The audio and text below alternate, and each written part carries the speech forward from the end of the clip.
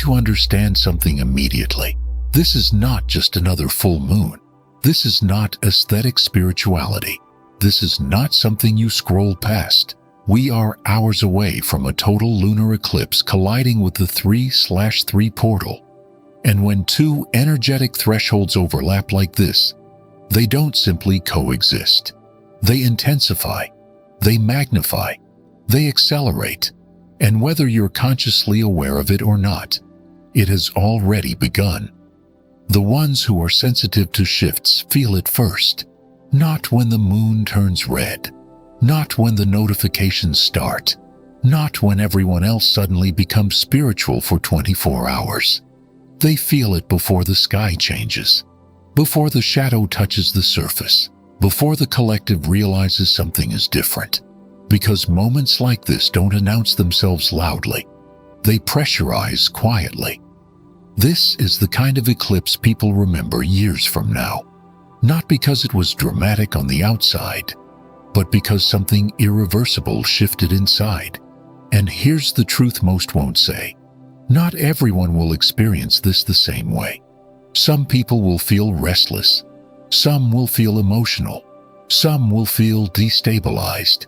But a very specific group will feel recognized. This 3/3 portal does not respond to noise. It does not respond to performance. It does not respond to surface-level awakenings.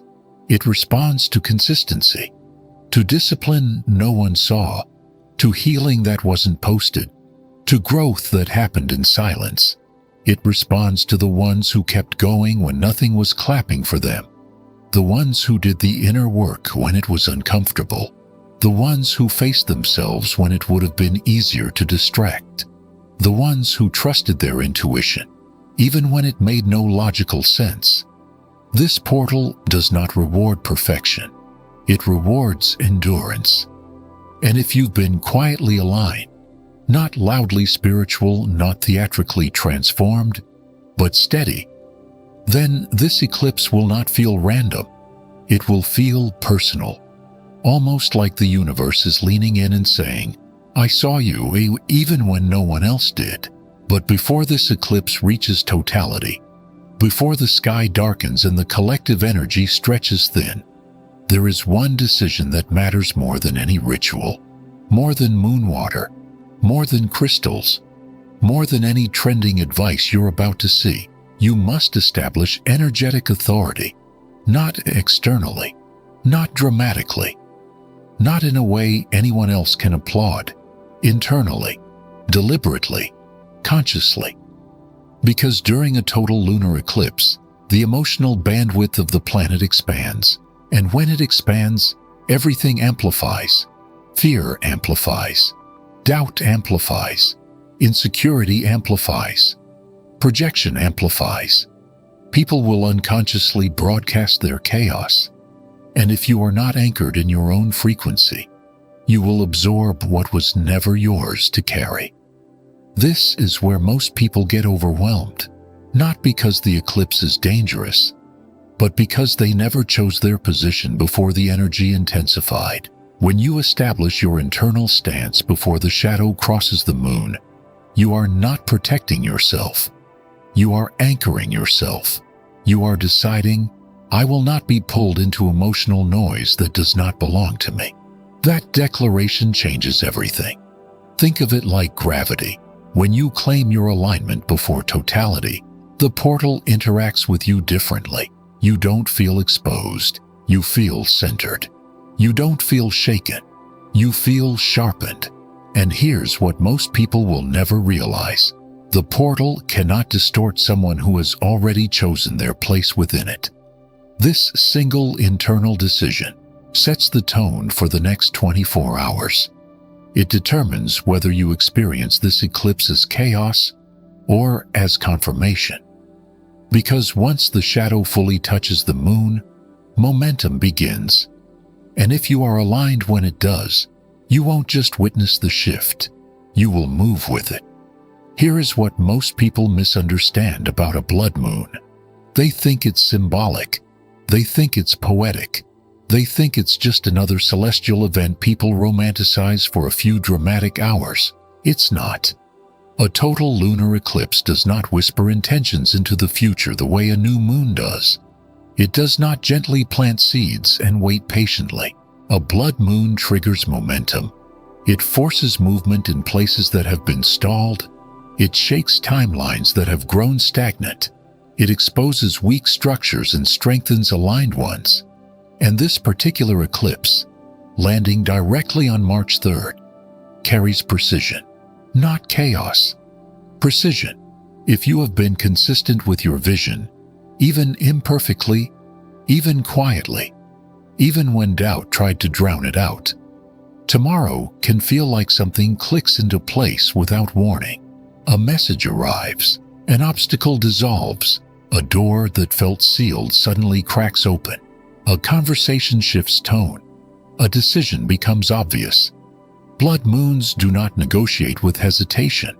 They accelerate what is already aligned. This is important because manifestation under a blood moon does not look like forcing something into existence. It looks like the removal of what was blocking it. It looks like sudden clarity. It looks like momentum where there was resistance.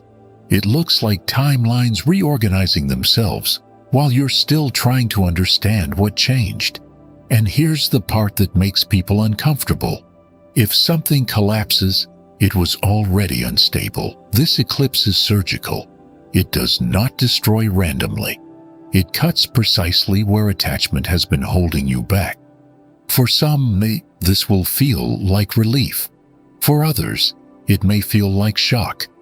But for those who have been doing the work, the quiet, unglamorous, invisible work, it will feel like validation, like the universe finally saying, now. Momentum under a blood moon builds quickly. You might notice tomorrow that your thoughts move faster, your instincts sharpen, your tolerance for misalignment decreases. Things you were willing to settle for last month suddenly feel unacceptable. Conversations that once confused you now feel transparent. The truth becomes harder to ignore. This is not emotional chaos. This is acceleration. And acceleration requires grounding, because when timelines shift, your nervous system feels it. When doors open, your identity must stretch to walk through them. When clarity arrives, excuses dissolve. This is why self-forgiveness becomes critical right now. You cannot step into acceleration while secretly punishing yourself for who you used to be. You cannot receive momentum while still carrying shame like a hidden anchor. Forgiveness is not pretending it didn't happen. It is sitting with what happened and choosing not to let it define your future trajectory. Most people believe they have forgiven themselves, but they still replay the mistake. They still flinch at the memory. They still quietly question whether they deserve expansion. Under this eclipse, that weight becomes obvious, because acceleration exposes whatever is slowing you down. If shame is still steering your decisions, it will feel heavy. If you release it, the movement feels clean. And then there is love, not the fragile kind, not the passive kind, the mature kind. The kind that chooses a higher response when resentment would be easier. The kind that refuses to let bitterness poison new beginnings. Love during a blood moon is power. It stabilizes acceleration. It keeps your momentum from turning into reaction. Because once the shadow reaches full depth, the field reorganizes itself. And whatever you are emotionally anchored in, fear, anger, forgiveness, readiness, will amplify. This eclipse does not create your state. It magnifies it. So ask yourself carefully, what are you carrying into tomorrow? Is it regret or resolve? Is it doubt or discipline? Because when the shadow moves across the moon, the energy does not pause to ask if you're ready. It responds to what you already are. And if you have been preparing without realizing it, if you have been strengthening quietly, if you have been aligning even when progress felt invisible, then tomorrow will not feel like chaos.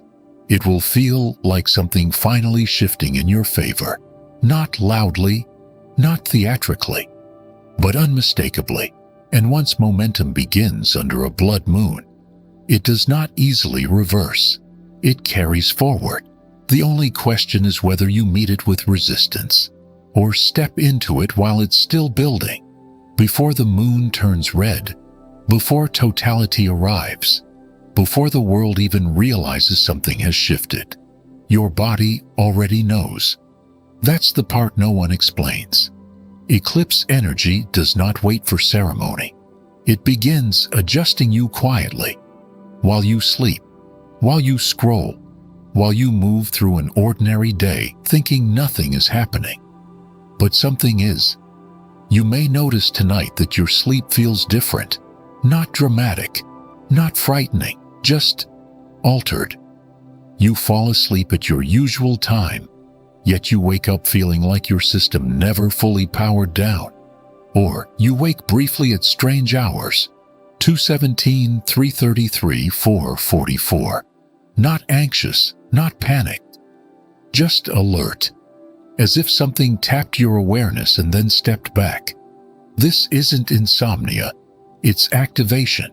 Your nervous system is recalibrating.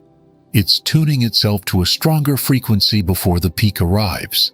Some will experience deeper sleep than usual, heavy, immersive, almost symbolic, yet wake feeling like internal work was happening behind the scenes. Dreams may feel vivid, layered, emotionally charged. Old faces appear, old memories resurface, unfinished chapters replay. This is not random processing. It's energetic organization. Eclipses have a way of pulling dormant emotions forward and rearranging them before you consciously confront them. They clean the internal atmosphere. They move stagnant thought patterns. They realign emotional reflexes. That subtle alertness you feel, it's not anxiety, it's anticipation. Your system senses a threshold approaching, even if your logical mind hasn't caught up yet. And then there's the physical shift most people overlook. Your posture begins to change, not because you told it to, because something inside you is rising. Your spine straightens naturally. Your shoulders drop instead of hunching. Your breathing deepens without effort. You walk slightly slower, more deliberate, more grounded. You take up space differently, not aggressively, not defensively, but securely, as if your body has decided you no longer need to shrink. Eye contact becomes steadier. When you look at someone, you actually look. There's less darting, less scanning, less subtle nervous energy. Fidgeting decreases. Overthinking pauses more quickly. Reactions soften. This is what alignment feels like in the body. People often expect spiritual shifts to feel explosive. Visions, signs, overwhelming emotion. But during a blood moon, the first messenger is physical presence. Your body accepts your next identity before your mind fully understands it. That's why it can feel strange. You may not have made a dramatic decision. Nothing external may have changed. Yet internally, you feel steadier, heavier in a grounded way, quieter. It's the sensation of standing at the edge of something without tipping forward. The eclipse amplifies internal authority. And authority shows up in posture before it shows up in speech. You may also notice your tolerance shifting. Crowded environments feel louder. Chaotic conversations feel draining faster. Your system becomes selective, not judgmental, selective. You instinctively move toward calm spaces. You crave stillness more than stimulation. You feel less interested in performing and more interested in being. That is not withdrawal. That is recalibration. When powerful energetic thresholds approach, your body prioritizes stability, it conserves energy, it slows unnecessary movement. It anchors you, and here is what makes this significant. The body does not lie. It does not exaggerate. It does not chase trends. If you feel subtle steadiness building, if you feel heightened awareness without panic, if you feel slightly different but cannot explain why, that is the shift. You are not being disrupted. You are being positioned. Positioned for clarity. Positioned for acceleration. Positioned for a moment that will feel quiet on the outside, but irreversible on the inside. Most people miss these symptoms because they are searching for spectacle. They are waiting for something dramatic. But the real signal is subtle. It's in your breathing. It's in your stillness. It's in the way your body refuses to shrink.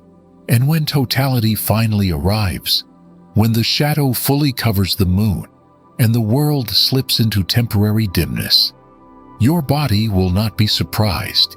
It has been preparing all along. The shadow reaches its peak. The moon darkens. The world dims. But here's what no one prepares you for.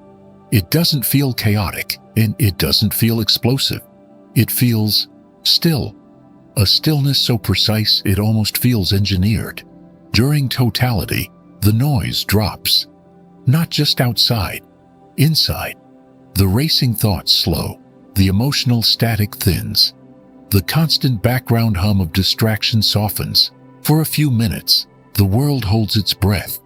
And in that breath, something surfaces. This is the witness moment, not the moment you force an intention, not the moment you try to manifest, not the moment you perform spirituality, the moment you notice what rises on its own. Because during a total lunar eclipse, your mind stops narrating and starts revealing. A thought may appear suddenly, clear, direct, uninvited, a name, a decision, a memory you thought you buried, a truth you've been circling for months. It won't feel dramatic. It will feel obvious, almost unsettling in its simplicity. You might realize you already know what choice needs to be made. You might see clearly where you've been hesitating. You might feel the quiet confirmation of something your intuition whispered long ago. This is not coincidence. During totality, your deeper self steps forward because the distractions step back. You are not trying to meditate. You are not trying to decode symbols. You are not chasing signs in the sky. You are witnessing what is already true. And that is what makes this portal powerful. It does not insert something new into you. It reveals what has been forming beneath the surface. The eclipse creates a temporary void, a pause in the emotional field, a silence wide enough for your real direction to echo. That echo is subtle, but once you hear it, you cannot pretend you didn't. This is why totality feels sacred, even to people who don't use that word, because clarity without effort feels undeniable. For those few minutes, you may feel suspended between who you were and who you are becoming. Not collapsing, not exploding, suspended, like standing at the edge of a doorway you've been approaching for years. The portal is not the moon. The portal is the awareness. And awareness changes everything. Whatever surfaces in that stillness is not random mental noise. It is alignment speaking without interference. You may feel an internal click, a settling, a quiet, irreversible knowing. It doesn't scream. It doesn't demand. It simply states itself. And here is the part that holds weight. Once totality passes, life resumes. Messages return. Distractions reappear. The world brightens again.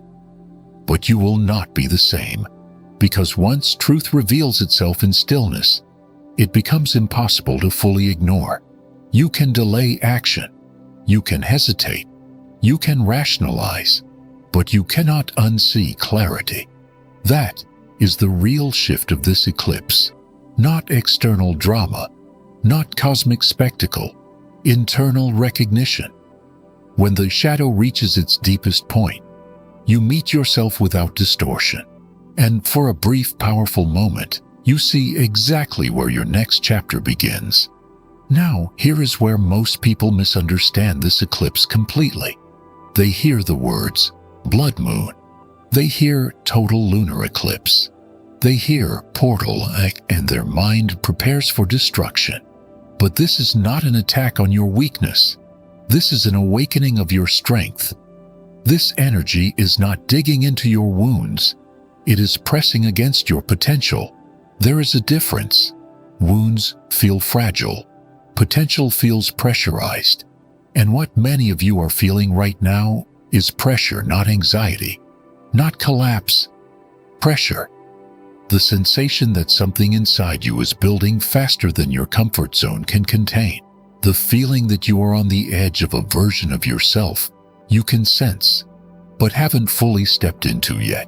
That edge can feel intense because expansion stretches you. This eclipse does not come to dismantle you. It comes to amplify what is already solid.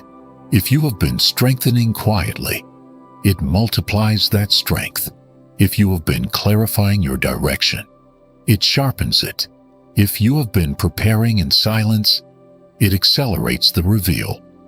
But here is the law beneath all of it. The portal amplifies what you carry into it. If you walk into tomorrow bracing for chaos, you will experience intensity as threat. If you walk into tomorrow grounded in readiness, you will experience intensity as momentum. The energy itself is neutral. It responds. Fear creates resistance. Resistance creates friction. Friction feels heavy. Openness creates flow. Flow creates acceleration.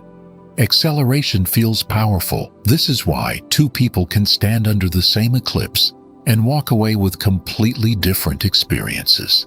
One feels destabilized, the other feels activated.